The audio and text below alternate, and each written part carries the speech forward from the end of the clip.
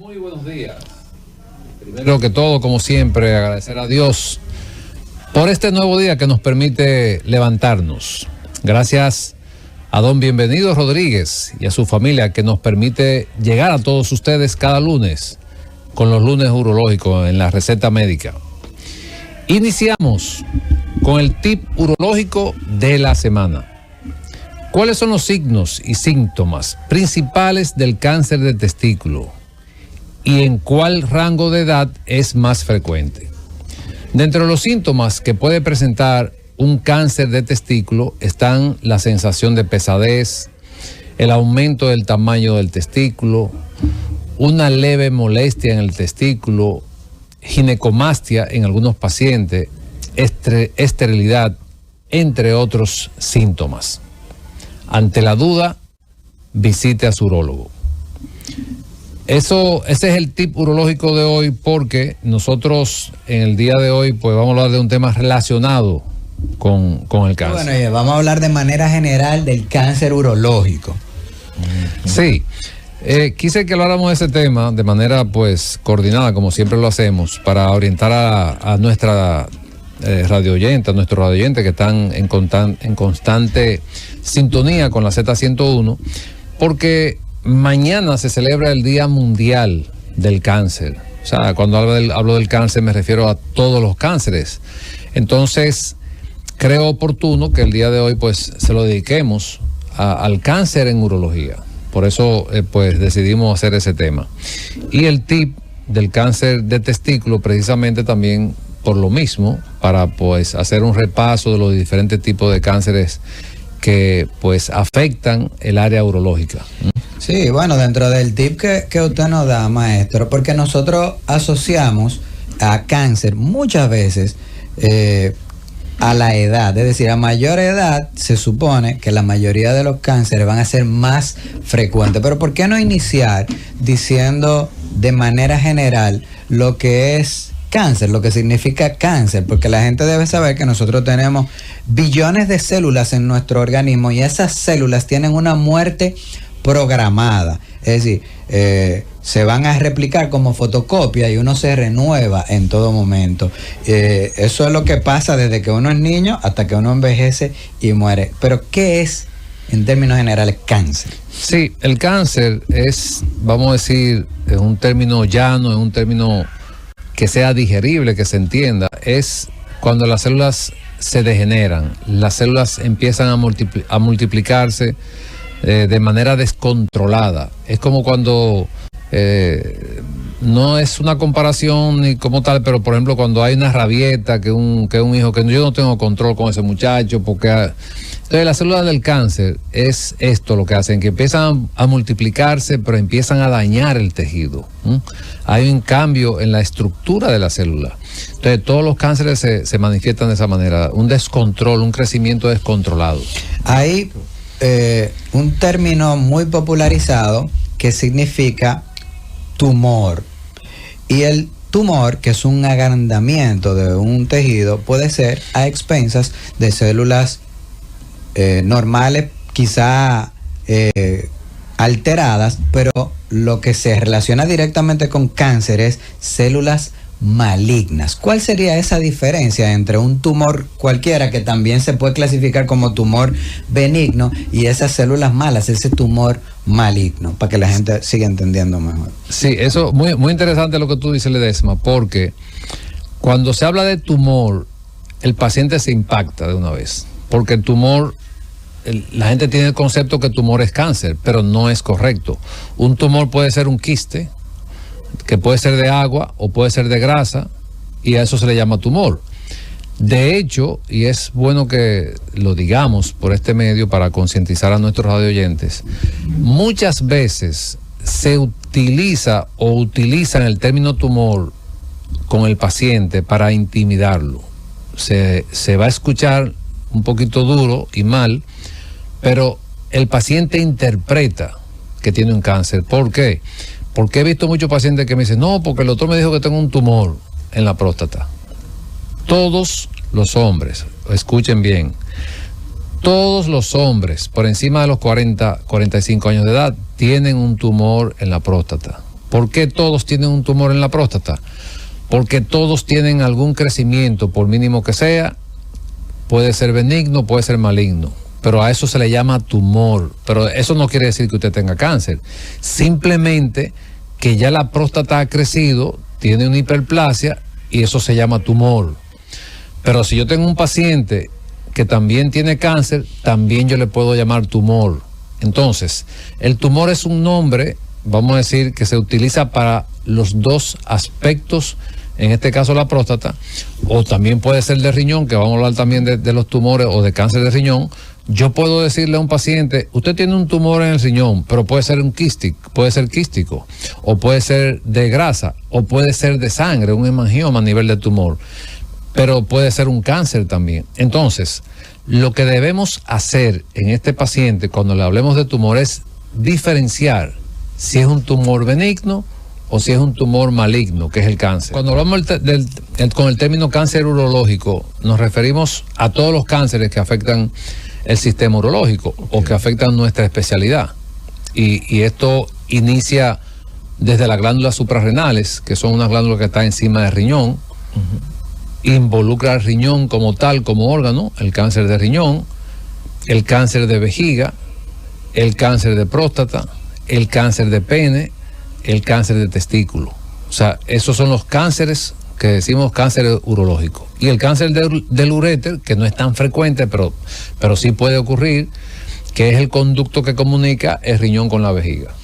¿Existe alguna causa aparente, clara, o múltiples factores que desencadenan o favorecerían a la aparición del cáncer en el organismo, en el mundo urológico y los órganos urológicos particularmente? Sí, hay muchas causas, no son iguales en cada uno de los órganos, varían, pero sí está relacionado y está demostrado que, por ejemplo, el estilo de vida, para hablar así en términos generales, el estilo de vida está demostrado que el paciente en sobrepeso tiene más incidencia de cáncer, pero incluso no solamente más incidencia, sino que también, por poner un ejemplo dentro de nuestra área de la urología, el cáncer de próstata es más frecuente en pacientes obesos y es más agresivo por el tejido graso.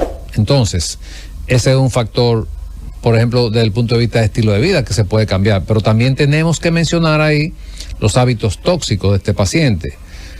Cuando hablamos de hábitos tóxicos, hablamos del cigarrillo, hablamos del alcohol, pero también tenemos que involucrar, en este caso, los hábitos sexuales de este paciente.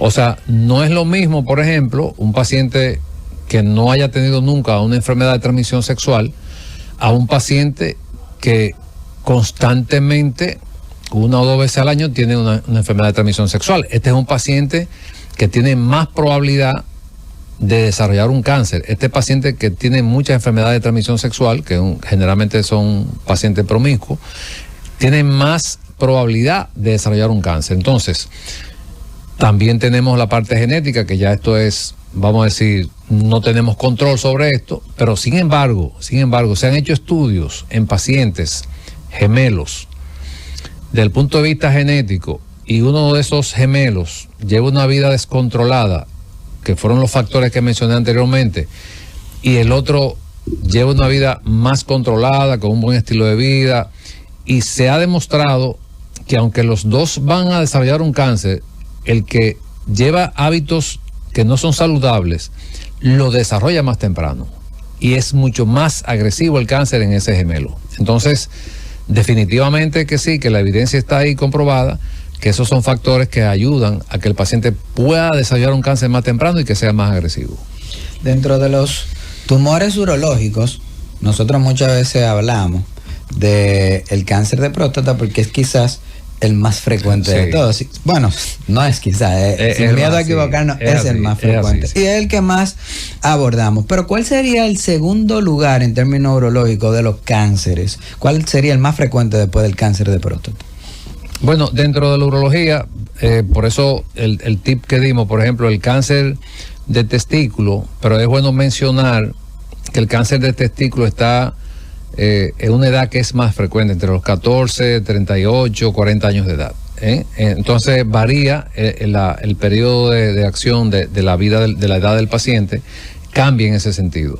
Una información trascendental. Y también, y discúlpame, pero también depende de qué país, porque por ejemplo, si nosotros nos trasladamos, por ejemplo, a España, donde yo hice la formación de oncología urológica, el cáncer de vejiga ocupa una posición preponderante, porque en España fuma todo el mundo, o sea, fuma todo el mundo de manera directa o indirecta, porque donde yo vivía que no fumaba, eran 4 habitaciones y yo era como que fumaba, entonces indirectamente, masivo. Claro, porque fumaba todo el mundo, entonces la incidencia de cáncer de vejiga, o sea, en España la incidencia de cáncer en todo el sentido de la palabra está por encima de muchos países, por los hábitos tóxicos que mencioné, o sea, porque casi un porcentaje alto de la población fuma, y fuma el papá, la mamá, el tío, el hermano, todo el mundo, entonces el riesgo del desarrollo de cáncer en esos pacientes es mucho más alto, que está demostrado que, por ejemplo, el cáncer de vejiga. El cáncer de vejiga ya eso es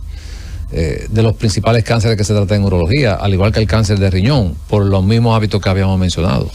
Sí, decía puntualmente del cáncer testicular, que era una información trascendental, este rango de edad que usted nos da, porque la gente que se ha popularizado y asocia a los trastornos tipo cáncer después de los 40 años, pero usted no está revelando que hay un cáncer que hay que investigarlo, porque el truco del manejo de cáncer está en detectarlo a tiempo. Entonces hay un grupo etario de edad que debe ir a chequearse antes de los 40 años. Y es importante mencionar también, Ledesma, con relación al cáncer de testículo, porque es dramático, es muy impactante cuando hacemos un diagnóstico de un cáncer de testículo. Por ejemplo, en un pacientito, en un niño un adolescente de 15 años de edad, que muchas veces este paciente, bueno, es un paciente pediátrico, se supone, pero ¿qué ocurre? Que la mayoría de las veces, después que los niños pasan de 10, 11 años de edad, si van al pediatra, generalmente el pediatra no le examina los genitales del paciente. Entonces, eso es bueno mencionarlo porque los padres o los tutores deben estar pendientes, porque no es lo mismo cuando diagnosticamos un cáncer, por ejemplo, de testículo, que esté localizado en el testículo y solamente haya que hacer una pequeña cirugía y vigilancia, a, por ejemplo, el último cáncer de testículo que yo diagnostiqué hace 4 meses, o sea, 15 años, un cáncer de testículo ya tenía metástasis a ganglio, estaba afectada la cava, o sea, es un paciente con un cáncer avanzado, 15 años, esto es dramático no solamente para el paciente, para los padres, esto es algo que produce una devastación completa en la familia. Sí. Y probablemente ese cáncer, si ese niño o ese adolescente se hubiese evaluado con un examen físico, porque a veces no tienen la confianza de decirle al papá, tengo esto, o la mamá, pero en un examen de rutina en un pediatra, no le examina los genitales, pero le hace una sonografía por lo menos para ver cómo están, se diagnostica a tiempo y no ocurre eso. Entonces este es un paciente que está condenado a no tener hijos ya, porque es un paciente que ahora mismo está en quimio. Después de una cirugía que le realizamos, está en quimioterapia, o sea que ya su vida fértil probablemente ya quede hasta ahí. ¿Todos los cánceres se van a tratar de la misma manera? No, y una pregunta muy interesante, porque es una respuesta muy amplia, pero voy a tratar de ser lo más breve posible para irnos con nuestros radioyentes. Sí. Los tratamientos son diferentes en cada uno de los cánceres, desde riñón hasta el pene. Tenemos cánceres, como dije anteriormente, de riñón hasta el pene. Por ejemplo, tenemos pacientes con cáncer, con tumores altamente sospechosos de cáncer, por ejemplo en el riñón, que el tratamiento es vigilancia. ¿Y cómo que vigilancia? Vigilancia quiere decir que ese paciente con ese tumor a nivel renal de 1 centímetro, de 0.8 centímetros, que es pequeñito, que apenas se observa, muchas veces no se toma una decisión inmediata quirúrgica, sino que se vigila para ver si este tumor crece. Igualmente pasa a nivel de próstata. Lógicamente se toman muchos factores en cuenta de cánceres, pacientes que tienen cáncer de próstata, que no hay que operarlo, ni hay que darle radioterapia tampoco. Muchos cánceres en etapa inicial, dependiendo de la condición del paciente, dependiendo de la edad del paciente, dependiendo del grado del cáncer, pueden vigilarse, porque se ha demostrado que esos cánceres tan pequeñitos en esos órganos, a veces con vigilancia, ese paciente va a morir, como todos vamos a morir, pero no del cáncer. Entonces siempre es por eso, siempre orientarse bien si el cáncer que usted tiene, dependiendo del órgano, es necesario operarlo o si es necesario darle radioterapia o quimioterapia. Porque la mayoría de las veces, la pregunta que tú hiciste, desde que una persona dice que tiene cáncer, piensa de una vez en quimioterapia. Hay que darme quimio, hay que darme... O sea, ese es el concepto que hay. Pero es bueno siempre buscar información. Y este es un área muy compleja, muy delicada del cáncer. Y yo siempre le digo a los pacientes, cuando usted no se sienta bien claro, bien informado, busque ayuda, porque hay mucha información hoy en día. Así es. Y hay muchas opciones de usted decir, no, déjame ir al oncológico, por decir algo, para que me vea un especialista y me diga qué es lo que hay que hacer en mi caso. Invitar a nuestros oyentes a permanecer en la sintonía, porque en breve llega Z Deportes. Llévatelo, Francis.